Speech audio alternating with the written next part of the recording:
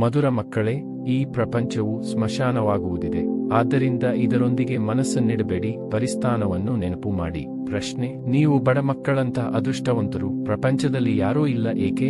ಉತ್ತರ: ಏಕೆಂದರೆ ನೀವು ಬಡ ಮಕ್ಕಳೇ ಡೈರೆಕ್ಟ್ ಆ ತಂದೆಯವರಾಗಿದ್ದೀರಿ ಯಾರಿಂದ ಸದ್ಗತಿಯ ಆಸ್ತಿಯು ಸಿಗುತ್ತದೆ. ಬಡ ಮಕ್ಕಳೇ ಓದುತ್ತಾರೆ. ಸಾಹುಕಾರರು ಒಂದು ವೇಳೆ ಅಲ್ಪ ಸ್ವಲ್ಪ ಓದಿದರೂ ಸಹ ಅವರಿಗೆ ತಂದೆಯ ನೆನಪು ನಿಲ್ಲುವುದು ಕಷ್ಟ.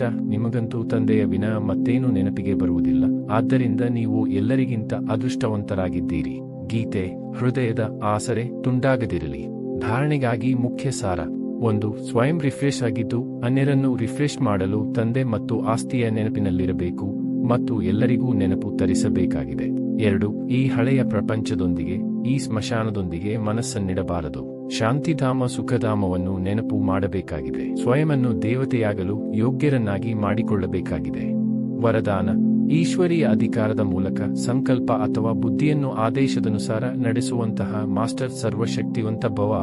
ಸ್ಲೋಗನ್: ಸ್ವಸ್ಥಿತಿಯು ಶಕ್ತಿಶಾಲಿಯಾಗಿದ್ದರೆ ಅಂತಹವರ ಮುಂದೆ ಪರಿಸ್ಥಿತಿಯು ಏನೂ ಮಾಡಲು ಸಾಧ್ಯವಿಲ್ಲ.